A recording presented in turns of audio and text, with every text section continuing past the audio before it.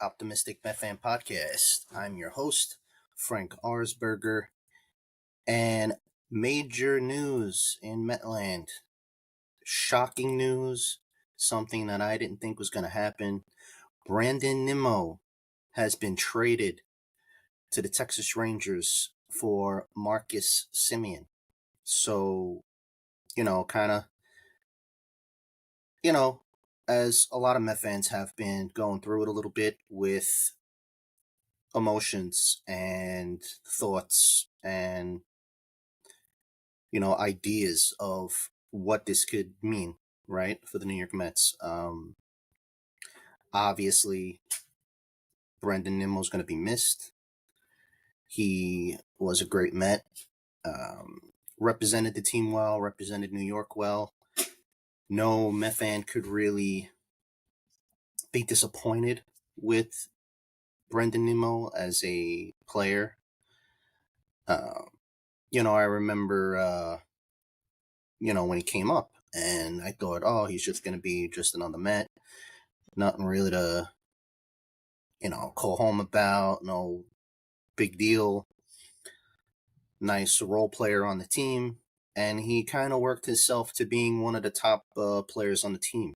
And, just very appreciative of what Brendan Nimmo did for the New York Mets. So, before we dive into this and what it actually means for the New York Mets and, all the thoughts that, I had to write down last night and had to think about, just want to wish Brendan Nimmo well.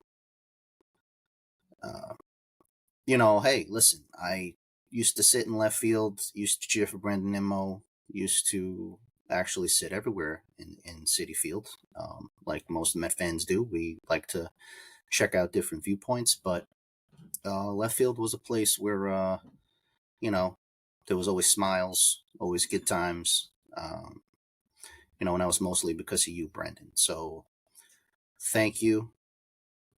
Good luck in Texas. Now you're going to be the enemy, so it's going to be kind of fun. But all kidding aside, yeah, this is definitely a shock to the nerves. I understand it from a baseball standpoint. Not really upset with the Mets for doing this. I'm going to get into that and some other stuff, but yeah, Met fans were going through it. Almost 24 hours since the trade, as I start recording this. So, yeah, let's dive in. Thank you, Brandon, for everything you did, man. It's gonna suck not having you on the Mets anymore. But listen, what this actually means for the New York Mets, though, let's turn this thing around, is new beginnings, right? This is something that I think a lot of Met fans saw coming. Maybe not Brandon Nimmo getting traded, but definitely some other guys getting traded, maybe moved. Shakeup, right, is always what happens when you have a disappointing season. And, that was definitely the case in 2025. Going 83-79, missing the playoffs. Stuff like this was bound to happen. I think we all saw it coming. And yeah, so let's dive in. So what this actually means is that the run prevention and getting better defensive players, that's happening. Okay. And this also means that anybody's expendable. Anything and everything could happen, which is exciting, I think, from a fan standpoint. I know a lot of Met fans are going to be like, "Oh, but David Stearns is crazy trading Brandon Nimmo." I think we need to calm down for a sec. Yes, I started this episode off with a heartfelt thank you. I know a lot of Met fans are in their emotions right now. I'm obviously trying to record this as a baseball fan, not necessarily just a Mets fan, even though this is a Mets fan podcast. We have to start thinking in terms of, was the core and the makeup of the team working in terms of winning us a championship or winning us a division title and getting us to the playoffs consistently? The answer to that question would be no. So I think we all have to be honest with that, get our fan blinders and our, Met hearts out of the way, our feelings out of the way, and analyze this thing fairly. So that's what I did as I worked my graveyard shift last night. I listened to some podcasts, I listened to some radio stuff, got fan opinions, was reading a whole bunch of stuff on social media. It was a mixed bag of comments. Some Met fans were happy about it. Some Met fans understood it and weren't upset like I was. And a lot of fans were upset. So I think it was kind of 50-50. I'll be fair and say that this trade has gotten 50-50 results as far as the fans go. I haven't spoken to family members about this trade yet. A few of my friends, and I remember I was at the UBS Arena yesterday when this trade went down, and my wife knew how much I cared about Brandon Nimmo and how much of a fan I was of his, and the instant reaction from her was, sorry, honey, I know you really liked him. But then I started texting a buddy of mine, and me and him kind of understood it. We were sad that it happened, but the Mets needed to shake up this team. Okay, the infield is now going to be well improved. Marcus Semien is a Gold Glove second baseman, a proven baseball player. I think he's, yes, you could argue stats. Oh, Brandon Nimmo had better stats than Marcus Semien. Yes, that's true. But Marcus Semien, everybody knows, is the better ball player. Let's be honest. He's better defensively at his position. He's going to bring a different type of leadership to this team that I think is important. A winning attitude, which is also important. This guy's a former World Series champion as well. Up the middle defense, I think now is well improved. That kind of means the clock is ticking on Jeff McNeil. I think Jeff McNeil is as good as traded.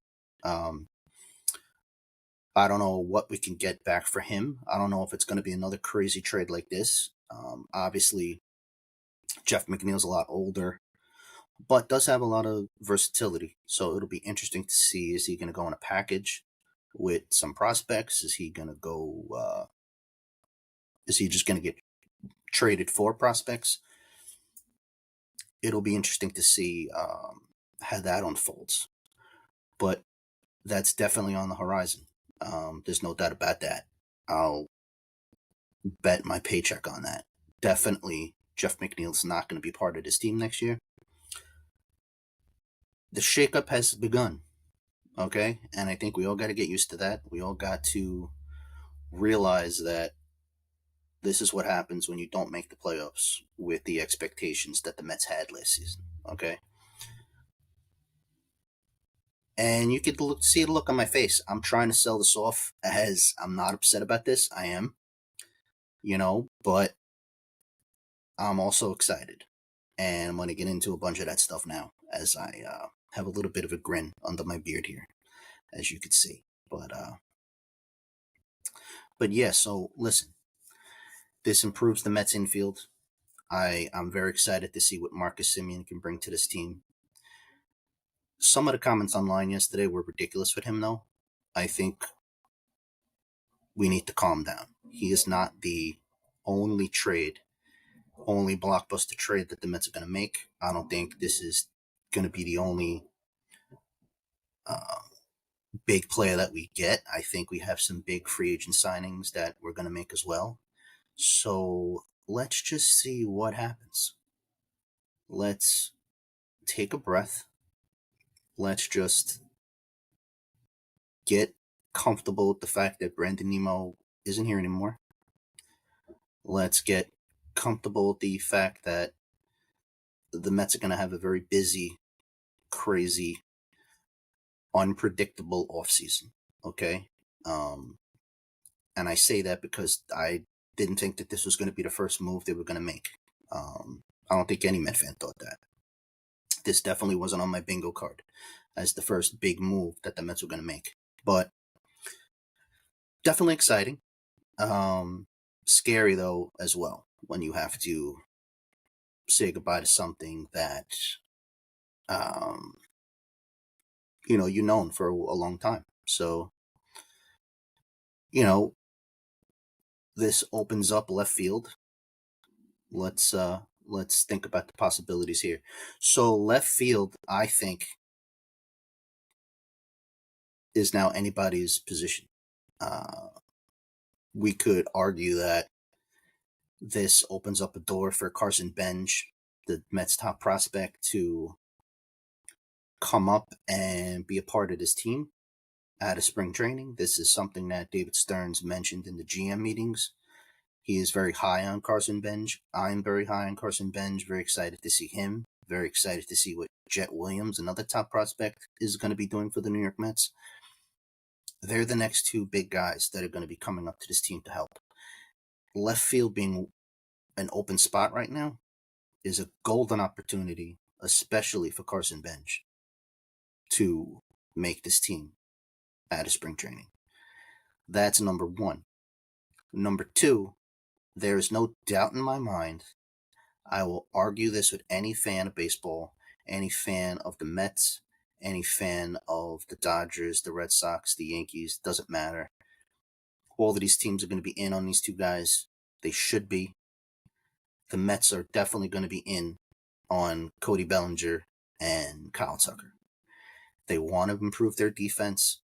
They've said they want to improve their defense. They wanted to shake up the lineup. David Stearns is proving that he's a good GM. He's open-minded to new ideas, which is exciting. It's a breath of fresh air. He is not putting his feelings or Met fans' feelings or even Steve Cohen's feelings in any of the moves that he's making. He's making baseball decisions. This is awesome. I can't wait for the winter meetings on December 7th. I think big things are on the horizon in 2 weeks. But we're going to be in on two of the best outfield free agents in baseball. Because now we moved on from Brandon Nimmo. I know that's uncomfortable for a lot of Met fans to hear. And you're like, oh, you're crazy. We're not going to get Cody Bellinger. He's going back to the Yankees, no doubt.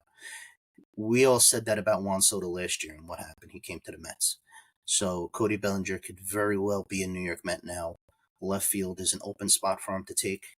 He then has the versatility to play first, which is another thing that could help this team. And if we go after Kyle Tucker, then we have one of the best outfielders in the game playing left field, then we have Juan Soto. And, that would be a fantastic three-man band with Francisco Lindor if you add Kyle Tucker to this team.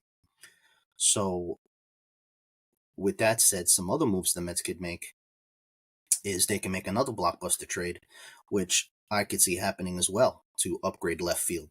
And there's been some rumblings on the MLB Network about the Cleveland Guardians maybe moving on from Stephen Kwan. How about that as a left fielder for the New York Mets come opening day? Stephen Kwan is a 4-time Gold Glove left fielder. He is a 2-time All-Star.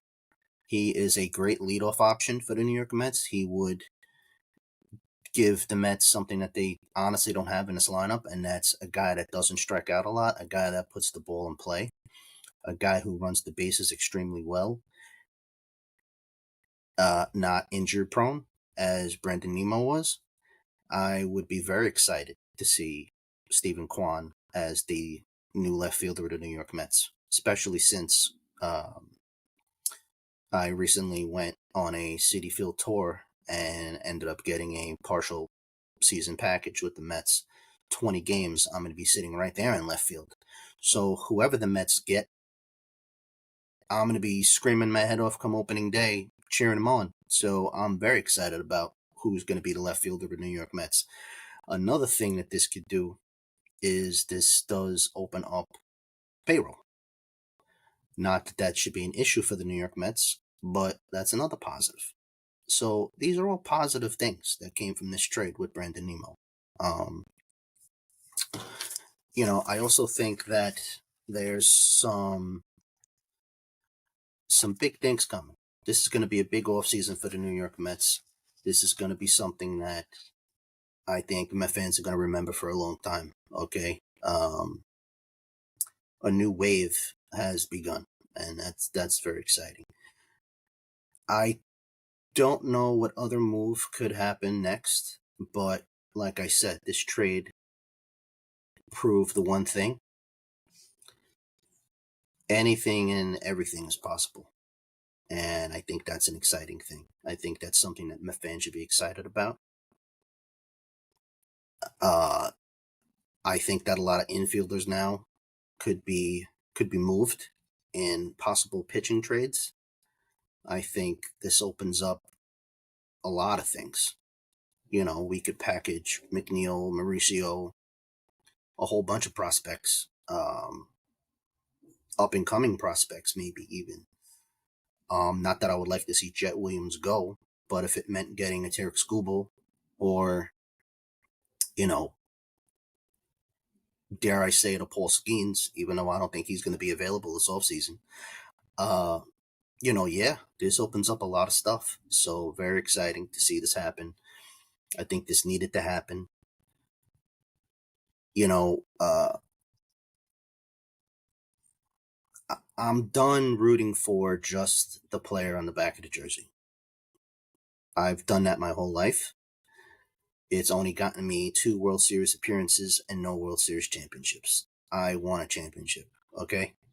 I'm not getting any younger, as you can see with the gray hair on my beard here. And, let's face it, are we going to be hypocritical and say that we don't want a World Series championship? We'd rather have Brandon Nimmo play left field? Like, if this opens up an opportunity for us to get better to win a World Series, I think we'll get over Brandon Nimmo. We got over not having Jacob deGrom. So, like I said, I think we'll get over this. Um, you know, Looking at other things now, like I said, the Met front office is shaking things up. I think this is exciting. I think this is something that we could all agree is a positive. And they did something that's refreshing, something that us Met fans on social media, us Met fans that do these podcasts, these Met fans that go to all the games, they're keeping their feelings out of it. And I think that's a beautiful thing. I think that's something that breeds winning. You know, you can't put your feelings into business decisions. And this was a business decision. So I agree with the trade. But we'll see. I mean, maybe it won't work out. Maybe Simeon gets hurt and he doesn't play well. Maybe he doesn't translate to New York like Brandon Nimmo did. That could happen also. Uh, Other Met news, as far as the offseason goes, a little bit of bullpen news. This is interesting because this involves Edwin Diaz, who, by the way, I hope resigns with the New York Mets. I'm not saying I want him to be replaced by any of these guys. This is just what's been speculated. Um, the Mets are in on Devin Williams, and not only Devin Williams, but they're in on Robert Suarez. They've reached out to their agents. They've been in contact with both of these guys. I don't think this is for replacing Edwin Diaz. I think what the Mets are trying to do is build a super bullpen and get Edwin Diaz plus one of these two guys. I would rather have Robert Suarez. I think he's a fantastic second option for a setup man slash co-closer, if you will, because I think the Mets bullpen should run that way. I think Edwin Diaz should come in the eighth inning if the top of the order is coming up to shut them down. I think he should come in the seventh inning if that means shutting down a rally in a big game. Holding him off just for the ninth inning, I think, is silly. I think using him as a Swiss Army knife and just going through the opposing lineup as the game dictates is what makes Edwin Diaz so special as a reliever. So very intriguing to see what happens with those two guys, who we end up signing if we sign either one of those guys. Would those guys be a really good replacement for Edwin Diaz? If you get both, I think that'd be interesting. I don't want any of those guys to replace him and then just be the closer. I think that'd be terrible. That wouldn't be good at all. So we'll keep an eye on that. When some more news pops up, we'll definitely discuss that as well.